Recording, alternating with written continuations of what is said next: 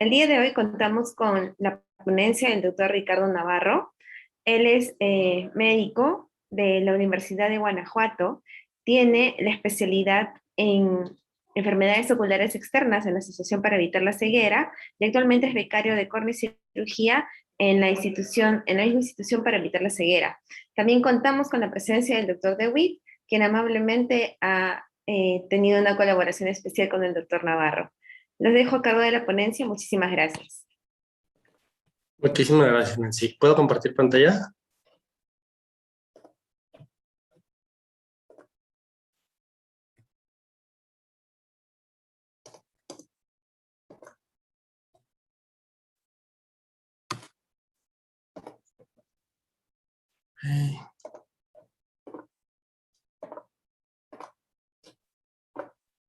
Ok, perfecto. ¿Se alcanza a ver?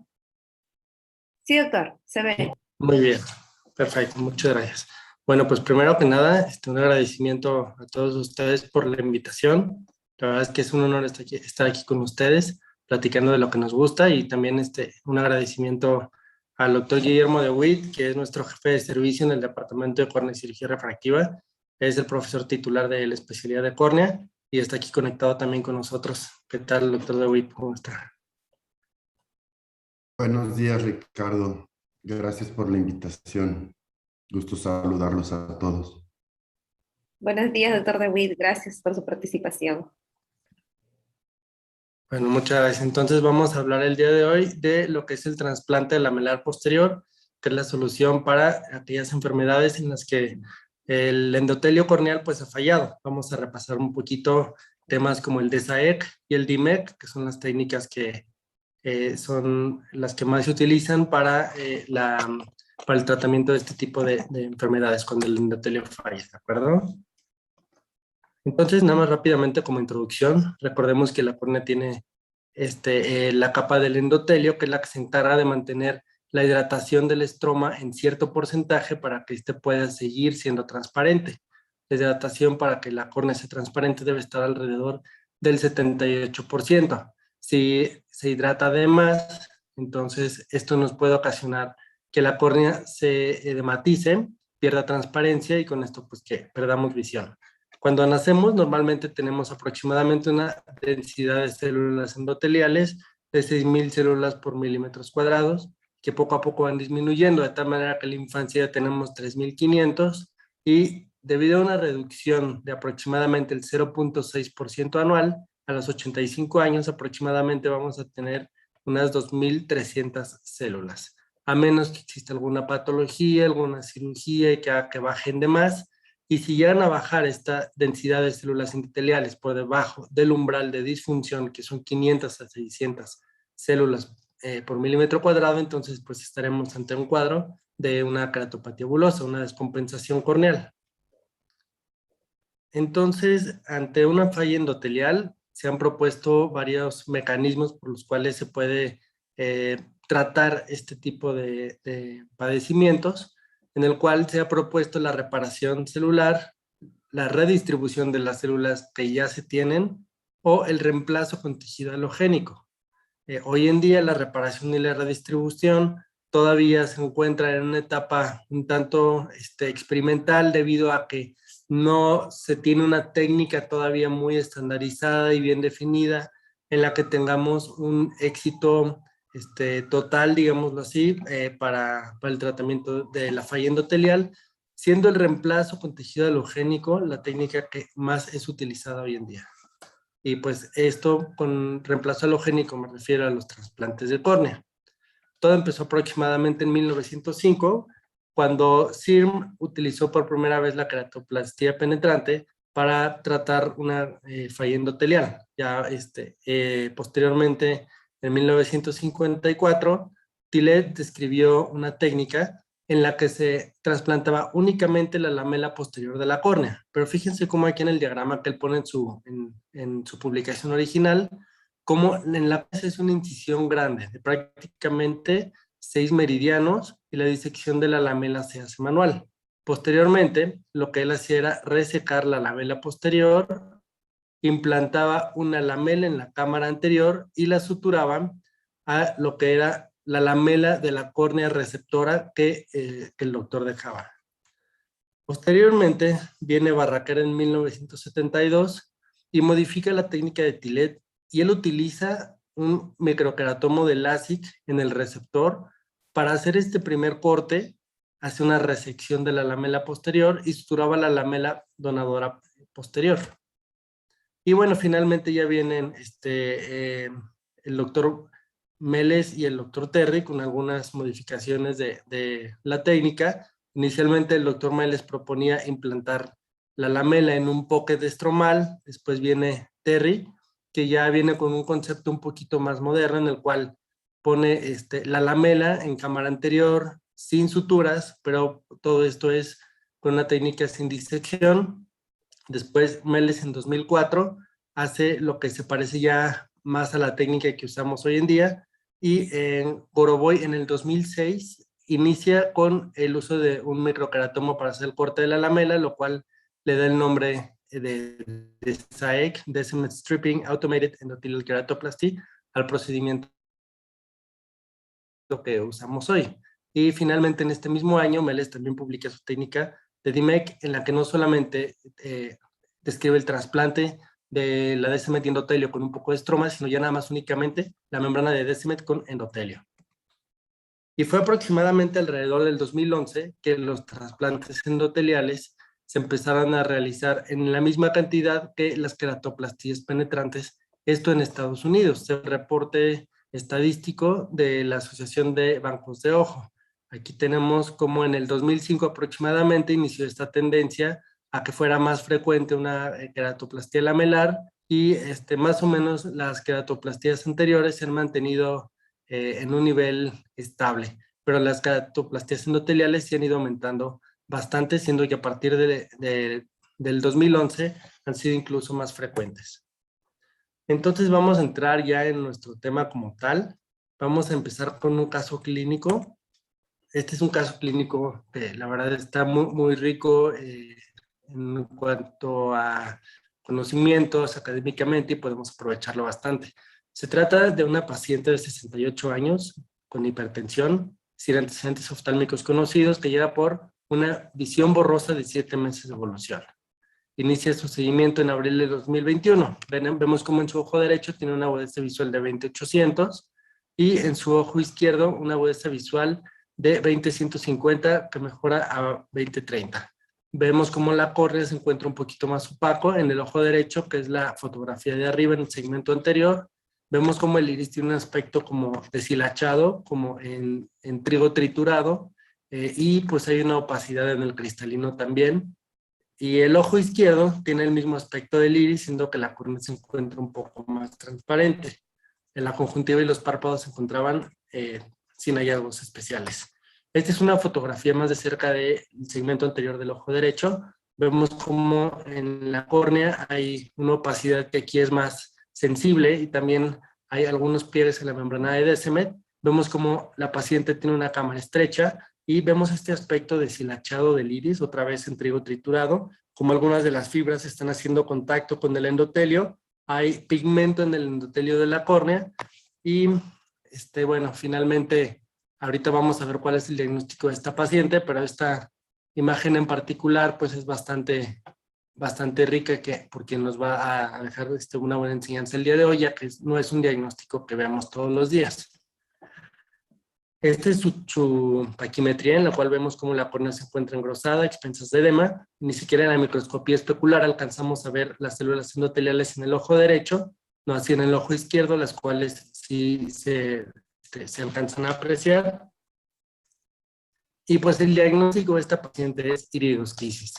Este es un padecimiento bastante raro que se hace de manera clínica, y pues es muy común que se asocie con glaucoma, sobre todo de ángulo cerrado, y en ocasiones puede llegar a desarrollar una descompensación endotelial, como en el caso de nuestra paciente.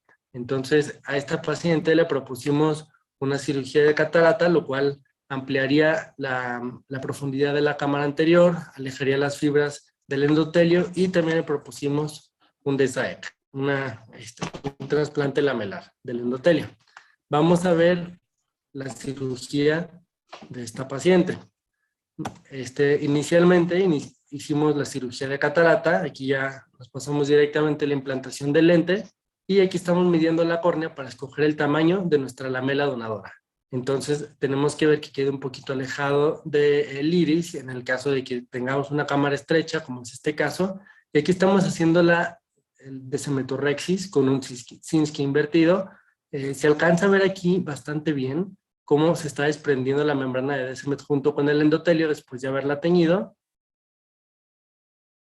Miren aquí cómo se está despegando y no requiere de mucha fuerza, realmente es una cirugía que pues salió bastante bien. Aquí es el doctor Cabrera el que está operando, el doctor Manuel Cabrera, uno de nuestros profesores.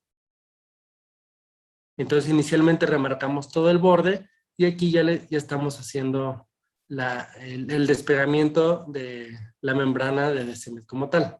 Este ya es un scraper, es un instrumento que es pues, específicamente para esto, y verificamos que la membrana de Descemet se haya extraído por completo y no hayan quedado pedaceras. Aquí estamos comprobándolo. Vemos que está bastante bien. Entonces aquí procedemos a hacer un puerto para poner nuestro mantenedor de cámara y al mismo tiempo hacemos una iridectomía. Esto para evitar el bloqueo al momento de dejar la burbuja de aire, ya al final que pongamos la burbuja. Aquí estamos haciendo la preparación de nuestra córnea donadora, que nosotros ya la pedimos precortada al banco de ojos. Este es el inyector de Bucin. Estamos acomodando nuestra lamela y aquí estamos haciendo entrega de la lamela. Es una entrega bastante amable. Dejamos la lamela en cámara anterior. Aquí el endotelio ya está correctamente colocado y esto lo podemos corroborar con esta S que está ya premarcada en nuestro injerto. Ponemos puntos de sutura porque puede suceder que al momento de poner aire o poner solución, la lamela salga disparada a través de una de ellas. Colocamos tantos puntos de sutura como sean necesarios para que tener una cámara hermética y que, y que podamos tener una burbuja de aire, hipertensar el ojo y favorecer que nuestra lamela se pegue a la córnea. Y este es un punto de seguridad, es un punto transfictivo y lo usamos sobre todo en pacientes que tienen un DSAIC de alto riesgo. Bueno, finalmente hacemos el venting, que es una maniobra que saca el líquido que se pudo haber quedado en la interfase, ponemos el lente de contacto y se da por terminada la cirugía. Esta es la fotografía del día 1. Vean cómo la transparencia de la córnea pues es bastante buena. Ya la burbuja se encuentra aproximadamente el 40%. En este momento la presión intraocular sí puede estar un poquito elevado. En diferentes casos dejamos o no dejamos hipotensor. Tiene una agudeza visual bastante buena esta paciente, ya mejor que la preoperatoria. Recordemos que está en 20/800, el primer día ya estaba en 20/200. Y a estos pacientes hay que darles un seguimiento muy estrecho, sobre todo con OCT, el cual nos va a permitir seguir la evolución del grosor de la córnea. Aquí vemos como en el día 1 tenía un grosor aproximadamente de 934 micras. Aquí vemos una toma del lugar del sitio donde se encontraba el punto de seguridad, punto de sutura de seguridad. Esto para evitar que tengamos un despegamiento de la membrana. Y el día 3 hay una mejoría de la transparencia corneal y hay también una mejoría de la paquimetría, la cual vamos a ver a continuación. Vean cómo clínicamente ya es pues bastante evidente la mejoría en tan solo 3 días. El tamaño de la burbuja está un poco más pequeña. El paciente se le pide que se mantenga en una posición de decúbito supino estricto y ya empezó a disminuir de manera considerable la paquimetría. En el día 3 ya está en 844 y esto es lo que debemos estar monitorizando cada que el paciente acuda a consulta. Aquí podemos hacer la comparación directa del día 1 y del día 3, como en el día 3 se encuentra con menos edema, el estroma se encuentra con menos hiperreflectividad y la lamela se encuentra pegado, que es lo más importante de todos. Aquí no hay un espacio entre esta que es la lamela y el estroma de la córnea receptora. Esta es otra toma un poquito más panorámica de lo que es nuestro injerto, que está bastante bien adherido. Es una toma con el OCT de seguimiento anterior del Cirro 5000, que tiene una bastante buena resolución. Y bueno, finalmente en el hospital contamos últimamente con una tecnología bastante buena que nos ha permitido hacer un seguimiento transquirúrgico de nuestras cirugías, de nuestros trasplantes lamelares. Tenemos este equipo que es el Artevo 800, que tiene un OCT integrado y bueno, además tiene una pantalla que podemos ver en tercera dimensión a la hora que estamos haciendo nuestra cirugía.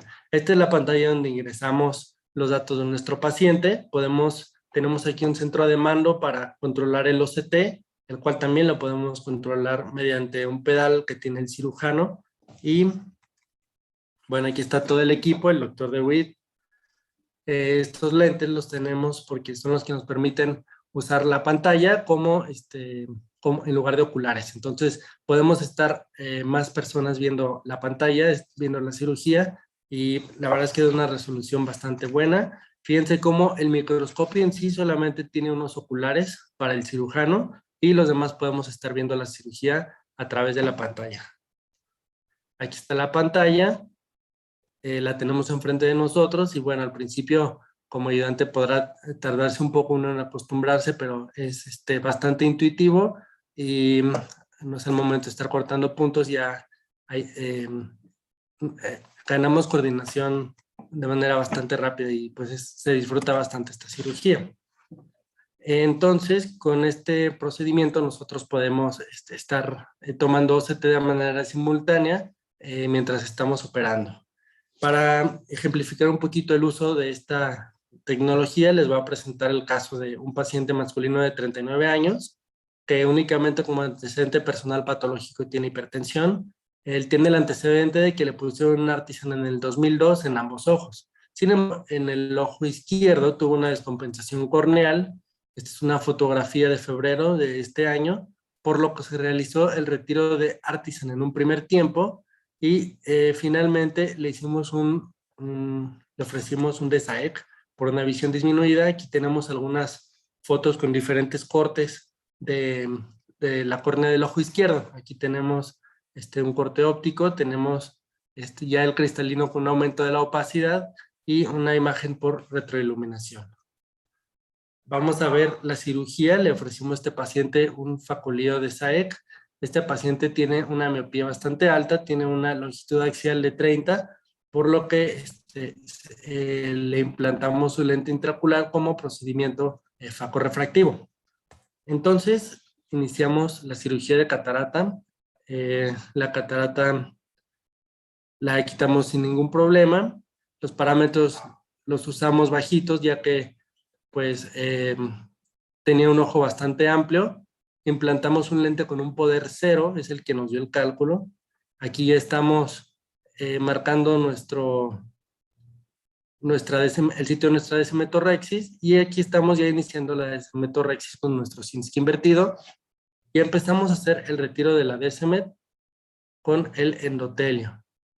Aquí soy yo operando y el doctor DeWitt y el doctor Cabrera también estuvieron ayudándome en esta cirugía debido a la complejidad del caso. Y podemos notar cómo no se despega de manera tan fácil como en la cirugía pasada, porque ya es un ojo que tenía unas cirugías previas. Recuerden que retiramos un Artisan, tenían la cirugía en donde le pusieron el Artisan, la cirugía en donde lo retiramos, y bueno, finalmente tenemos que auxiliarnos del OCT transquirúrgico para ver en qué sitio estaba la DSMED que no pudimos sacar de manera entera. Entonces, con esto podemos auxiliarnos para ver que no queden pedaceras o restos de la membrana de endotelio. Entonces fue pues de bastante ayuda en estos casos difíciles. Recordemos que pues no todos los casos van a ser iguales y no todos van a salir como del libro. Aquí también tenemos una zona de fibrosis, la cual vemos en esta toma, que nos impedía sacar de manera pues ideal nuestra desmet con endotelio. Finalmente ya vamos a hacer la entrega del tejido. Aquí ya tuvimos que poner un mantenedor de cámara y ya una vez lavado el visco, entregamos la lamela y estando en cámara anterior, la acomodamos, ponemos puntos de sutura para no tener una salida inadvertida de la lamela, ponemos una burbuja de aire, acomodamos nuestra lamela donadora, ponemos nuestro punto de seguridad hacemos la maniobra del venting para sacar el líquido de la interfase y se da por terminada la cirugía.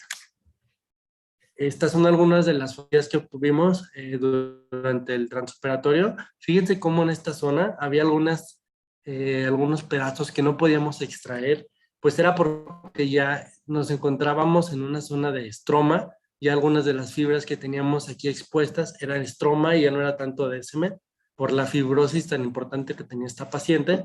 Entonces, pues no nos dábamos cuenta hasta que lo vimos por OCT y finalmente ya dejamos de tocar este sitio. Aquí tenemos un sitio donde la DSM se encontraba despegada hasta este sitio y bueno, ahí podemos identificar de manera bastante clara en donde tenemos que ir haciendo nuestra DSM torrexis. Estas son algunas otras de las tomas. Aquí estamos explorando nuestra lamela donadora. Vemos como aquí está precortado el tejido. Está de un grosor bastante bueno. Y bueno, otra toma de nuestro punto de seguridad al final de la cirugía. Este es nuestro paciente al día 1 posoperatorio. Vemos como la lamela está adherida, la córnea está transparente y hay una mejoría de la visión, incluso en el día 1 de 20/200 que mejora a 20/80 y todavía tenemos una burbuja de aire al 40% y aquí abajo tenemos un OCT en el posoperatorio que nos muestra que la lamela está bastante bien adherida. Pues entonces, ¿qué es lo que pasa después de un DSAEC? Tenemos que hay una mejoría de la transparencia de la córnea. Disminuye la paquimetría. La paquimetría, no porque disminuya como tal, significa que nuestro paciente va a mejorar, porque a veces una lamela es un poco más gruesa, pero aún así mejora la visión del paciente. Con un DSAEC también podemos hacer que mejoren los síntomas como el glare, mejora la capacidad visual del paciente y las aberraciones de alto horas operatorias se mantienen estables a partir del mes. No se pueden medir de manera preoperatoria por la opacidad de los medios. Pero aquí lo importante es decir que estos autores encontraron que la mejoría en la capacidad visual es porque mejora sobre todo la transparencia de la córnea, es decir, disminuye la dispersión de la luz cuando pasa a través de la córnea. Entonces, ¿qué es lo que podemos esperar de un DSAEC? Estos autores reportan que la agudeza visual puede llegar a ser en promedio tan buena como 26 a 6.7 años de seguimiento, y este es un seguimiento bastante largo. A lo mejor al año esta visión no va a ser tan buena como lo vamos a ver más adelante, vamos a hablar un poquito de eso. Y hay un porcentaje de ojos muy importante que alcanza una agudeza visual, una capacidad visual de 20-25 o mejor. El tiempo en alcanzar la mejor visión, según un estudio, fue aproximadamente de 490 días. La tasa de rechazo es bajita, es aproximadamente del 6% a un año, aunque sí puede llegar a aumentar hasta 22% a 3 años. La tasa de retrasplante es aproximadamente del 1.4%, es bastante bajita. Entonces, pues es una cirugía que tiene una tasa de éxito alto, nos deja una buena visión y bueno, comparado con la QPP, pues nos deja mucho menos astigmatismo, tiene una recuperación más rápida, tiene incluso una sobrevida mejor comparada con la QPP a 5 años. Aquí vemos una gráfica de Kaplan-Meier, en el cual a los 5 años pues sí tiene una mejor sobrevida comparada con la QPP. Y además tiene menos complicaciones como es una infección de suturas, porque el DSAEC no lleva suturas, tiene unas suturas en los puertos, y si le ponemos una sutura de seguridad, se la vamos a quitar a la semana. Y no la vamos a dejar un año como en el caso de la QPP. No hay dehiscencia de heridas y pues tiene una menor tasa de rechazo comparada con la QPP. Cuando tenemos que hacer una cirugía de catarata, como lo hemos visto en estos casos que les acabo de presentar, debemos de tener en cuenta que el paciente puede tener un shift hipermetrópico. Es decir, si nuestro cálculo, por decir, si usamos la fórmula de Barrett universal 2, nos dice que necesitamos tal lente para la hipermetropía, hay que hacer una hipocorrección de tal manera que nos quede más miope el ojo, aproximadamente de -1 dioptría, para que con este shift hipermetrópico se compense y quedemos lo más cerca de la emetropía. Las keratometrías en general no cambian después del DSAEC y este shift hipermetrópico es dependiente del grosor de la lamela. Vamos a ver por qué. Estos autores estudiaron por qué se producía este shift hipermetrópico y bueno, encontraron que en aquellas lamelas que habían sido cortadas con microqueratomo, la periferia de la lamela estaba más gruesa. Miren aquí cómo está en 177 micras, 206 micras la periferia, mientras que en el centro medía 98 micras, o sea, prácticamente la mitad de lo que mide en la periferia. Entonces, esto hace que produzca este shift hipermetrópico. Y sabemos que es esto lo que lo causa. ¿Por qué? Porque cuando la lamela se corta con láser de femtosegundo y mide igual en el centro que en la periferia, como se observa aquí en la figura C, fíjense cómo la lamela en la orilla mide 74, 75 micras y en el centro igual, 74 micras. En este tipo de pacientes, la lamela es ópticamente neutra, es decir, se puede usar un cálculo de lente tal cual. Entonces, esto hay que tenerlo en cuenta a la hora de hacer la planeación de nuestro procedimiento. También hay algunos autores que han evocado el uso del DSAEC sin realizar una desimetorrexis, mientras no sea una distrofia endotelial de Fuchs. Recordemos que en la distrofia endotelial de Fuchs, la fisiopatología consiste en el acúmulo de colágeno aberrante en la membrana de Descemet, lo cual produce unas excrescencias endoteliales que van a ser las causantes de algunos de nuestros síntomas, como por ejemplo el GLER, los halos, etc. Entonces en Fuchs no podemos hacer un DSAEC sin desimetorrexis, pero en aquellos que sí se puede, como por ejemplo un DSAEC por una keratopatía bulosa pseudofáquica, pues estos autores encontraron que no hay diferencia en cuanto a la agudeza visual mejor corregida, a la presencia de complicaciones, pérdida de células endoteliales y en cuanto al equivalente esférico. Esta es una fotografía que ponen estos autores del ojo izquierdo y el ojo derecho del mismo paciente, en el cual en uno se realizó un DSAEC con desimetorrexis y en otro se realizó un DSAEC sin desimetorrexis. Y vemos cómo son bastante similares.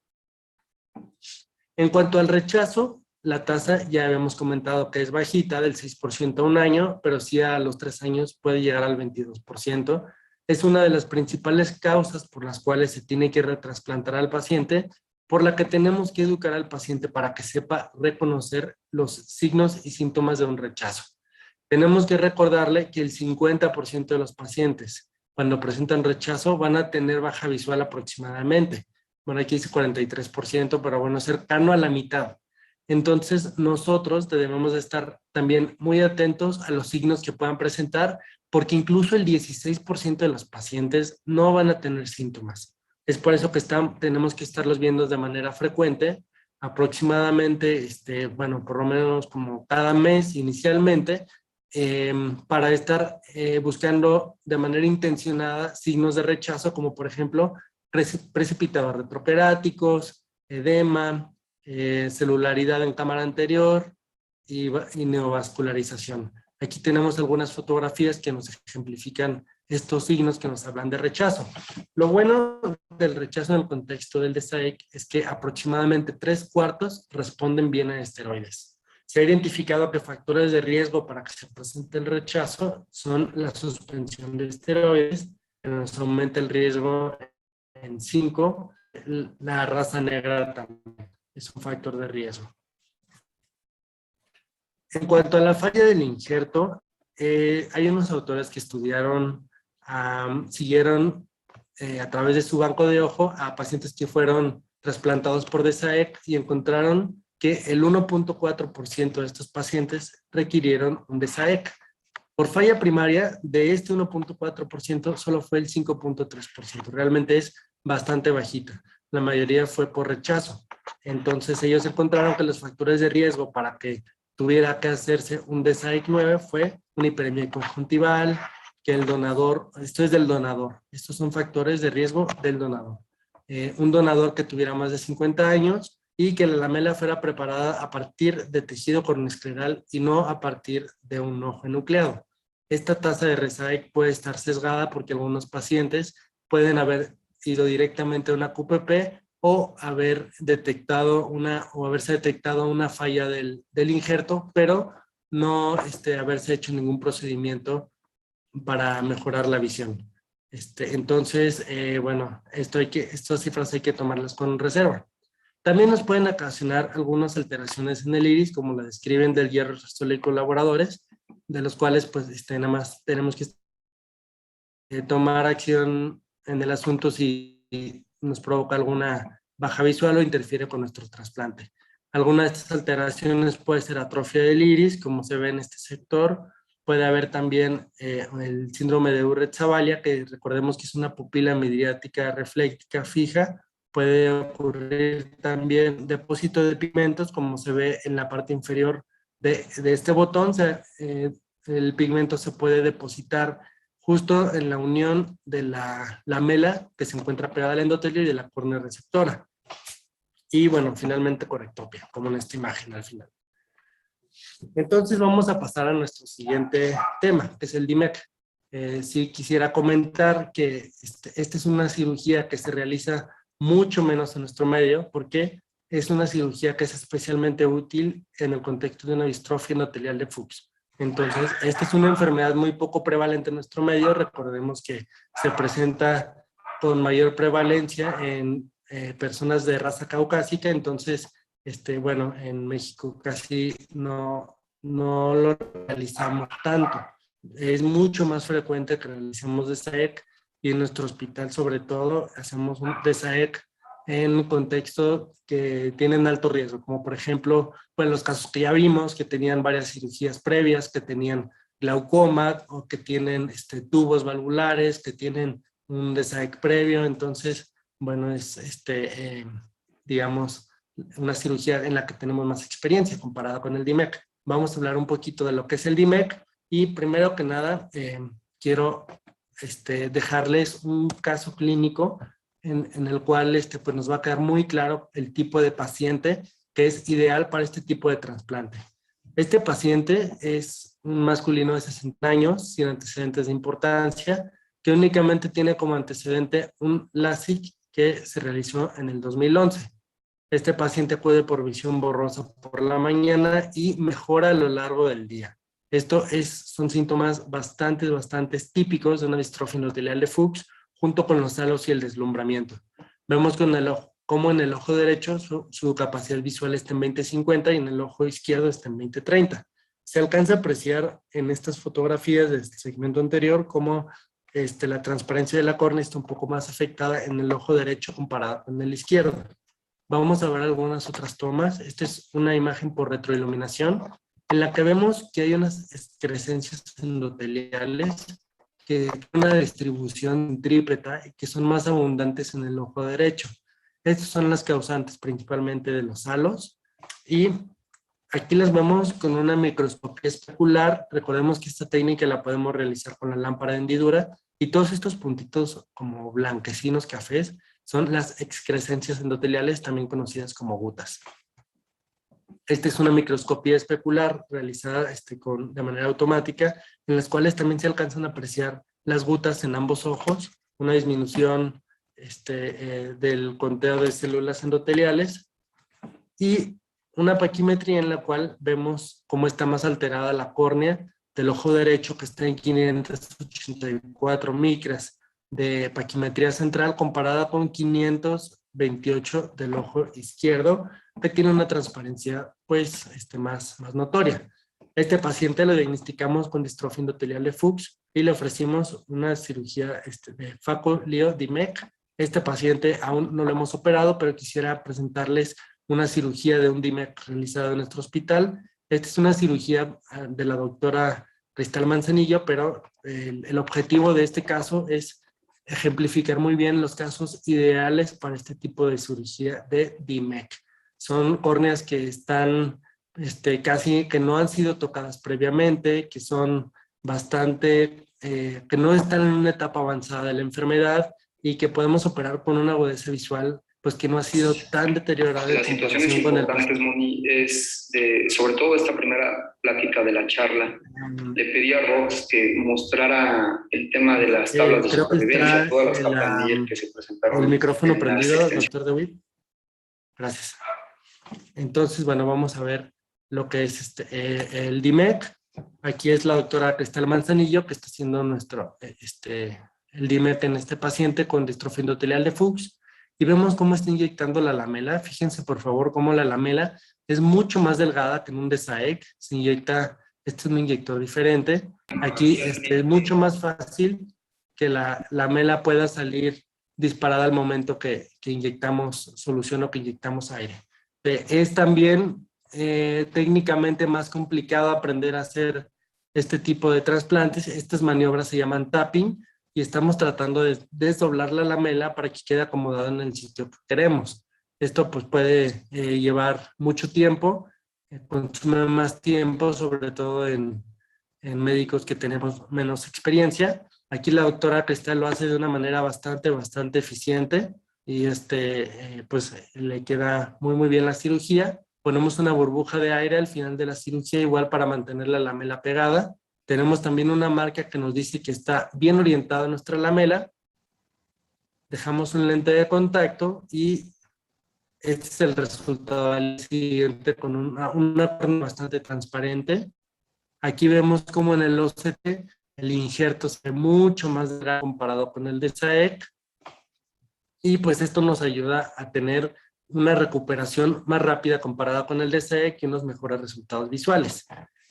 Aunque pues se pueden utilizar para diferente tipo de pacientes cada uno de estos procedimientos, pues existen revisiones sistemáticas en la literatura en la cual se comparan los resultados de DIMEC contra DESAEC. Entonces, tenemos esta revisión sistemática de tipo Cochrane en la cual se evalúa la efectividad y la seguridad de cada uno de estos procedimientos en pacientes en quienes primero se les realizó un DESAEC en un ojo y en el segundo ojo ya se les realizó un DIMEC.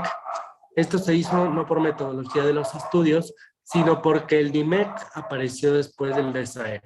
Entonces, cuando existía el DESAEC, estos pacientes se operaron un ojo.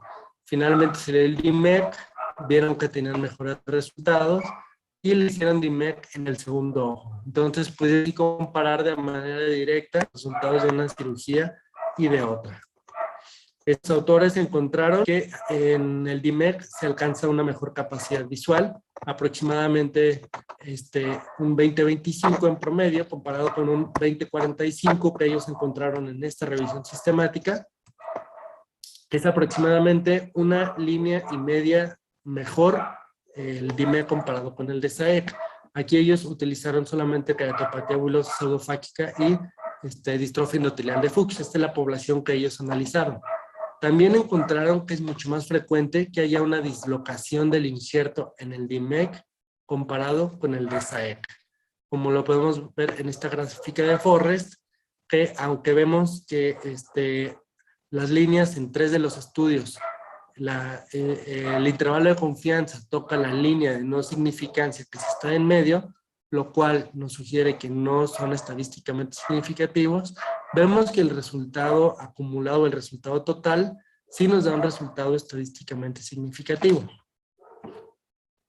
Las conclusiones de los autores fueron que los dos son procedimientos seguros y efectivos para distrofia endotelial de Fuchs y para keratopatía bulosa pseudofáquica, pero que el DIMEC sí tiene una mejor capacidad visual final al año de 1.5 líneas, pero que la tasa de dislocación es mayor en el contexto de DIMEC.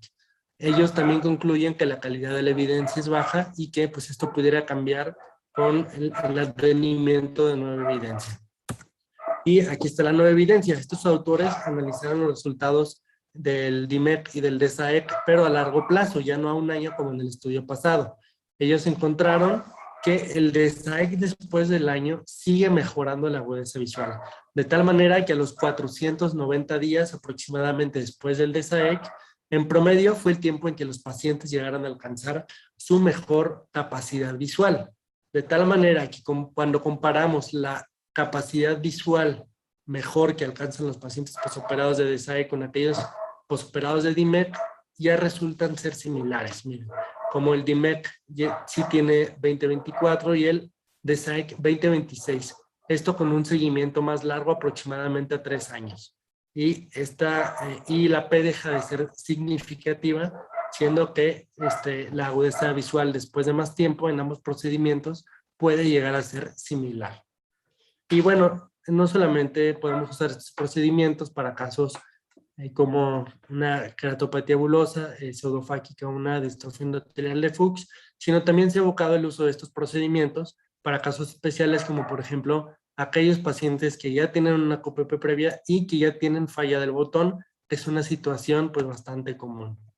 En esta revisión sistemática con metaanálisis evaluaron la aplicabilidad y efectividad del DSAEC y del DIMEC para el tratamiento de pacientes que tienen QPP en falla. Estos autores que, igual que los estudios anteriores, hay una mayor tasa de dislocación con el DIMEC. Fíjense cómo hay un 42% de tasa de dislocación comparado con 15% en DSAEC. Esto ha sido más o menos constante. Vemos que el DSAEC se disloca menos, aunque la falla del injerto es un poco menor en el DIMEC, 18% en DSAEC comparado con 14% en el DIMEC. La tasa de rechazo es similar en ambos procedimientos en este contexto, y aquí tenemos la tasa de sobrevida por años. Vemos como al tercer año la sobrevida es del 73% aproximadamente en el DSAEC y de un 80% en el DIMEC. Es un poco mayor en el DIMEC y el mayor seguimiento lo tenemos en el DSAEC. Y aquí estos autores, este es el resultado de un solo artículo que nos dice que la tasa de sobrevida a 5 años es de aproximadamente el 47%. Entonces, estos autores concluyen que tanto el DSAEC como el DIMEC mejoran la visión en la mayoría de los pacientes que tienen una QPP fallida. La tasa de sobrevida y de rechazo fueron similares, es decir, no hubo una diferencia estadísticamente significativa. Y aunque el DIMEC puede ofrecer mejores resultados visuales, también tiene una mayor dislocación del injerto. Posteriormente, los Price son médicos bastante famosos que tienen un volumen bastante importante de cirugía de este tipo. Nos muestran este artículo en el que pues, se ha analizado la evolución de la cirugía de catarata en combinación con el trasplante de córnea. Primero, cuando se combina con una QPP, ellos sugieren que primero se realice la QPP y en un segundo tiempo se realice la cirugía de catarata para que los resultados sean mejores reflectivamente hablando. También, aunque la faco simultánea ofrece al paciente una mayor comodidad y no hay una mayor tasa de complicaciones que se hacen en 2 tiempos. Entonces, bueno, hay que analizar a nuestro paciente, individualizar nuestro tratamiento y escoger el que sea mejor para ellos. De manera similar, analizarán los resultados que tenía la cirugía de catarata combinada con un trasplante lamelar, llámese DIMEC o DSAEC, y ellos encontraron que si realizaban una FACO 2 meses después de haber hecho un DIMEC, obtenían unos resultados refractivos más predecibles. Pero pues que en el caso de que fuera un paciente con una cámara bastante estrecha, pues no iban a hacerlo en 2 tiempos por el riesgo de dislocación del injerto, de daño del injerto, o aquellos pacientes en quienes es de demasiado alto riesgo la anestesia, pues no lo vamos a someter a 2 tiempos. Lo que sí que hacerlo de manera simultánea es un procedimiento más cómodo para el paciente, aunque, bueno, a reserva de que sí tenemos mejores resultados refractivos, sí lo hacemos en 2 tiempos separados. Entonces, esto es lo que estos autores sugieren, que es mejor hacerlo en la medida de lo posible en 2 tiempos, la cirugía de catarata y el trasplante lamelar. Realmente en APEC lo hacemos en un solo tiempo la mayoría de las veces. En caso de que el cristalino esté transparente, entonces sí no lo tocamos, pero bueno, realmente si tomamos en cuenta el grosor del injerto, el shift hipermetrópico, pues tenemos un resultado que pues es bastante funcional para el paciente y eventualmente podría corregirse con lentes aéreos o lentes de contacto en el peor de los casos. Como conclusiones, el trasplante lamelar endotelial halogénico sigue siendo el estándar de oro para el tratamiento de la falla endotelial. La técnica debemos de escogerla de manera personalizada según el contexto de nuestro paciente, su diagnóstico, el contexto social. En México no tenemos disponibilidad tan amplia comparado con otros países de primer mundo como Estados Unidos, de tejido corneal, de tal manera que si en el transquirúrgico ellos llegan a perder, por ejemplo, un injerto, es más fácil para ellos reponerlo que a nosotros, ¿no? Por ejemplo, nosotros compramos nuestras córneas precortadas, la mayoría de las veces, en el caso de SAEC, incluso precargadas, en el caso del DIMEC. Entonces, esto lo compramos en el Banco de Ojo de Estados Unidos. Y pues no va a ser tan fácil reponer un tejido que, digamos, se perdió pues a un paciente, ¿no? Principalmente por el costo. El DSEC y el DIMEC son técnicas con una alta tasa de éxito y tienen un menor astigmatismo residual comparados con la QPP. Y el DIMEC es más efectivo especialmente en el contexto de una distrofia endotelial de Fuchs y pues debe garantizar seguimiento estrecho de nuestros pacientes para que podamos reconocer y tratar de manera oportuna las diferentes complicaciones. Y pues hasta aquí llega nuestra plática. Finalmente, pues quiero terminar con un agradecimiento al comité organizador por la invitación. Muchas gracias a mi amigo Anthony Martínez, que pues, igual pues estuvo al pendiente, nos invitó a la plática, a todos ustedes, y al doctor DeWitt por ayudarme a coordinar esta plática. Doctor DeWitt, no sé si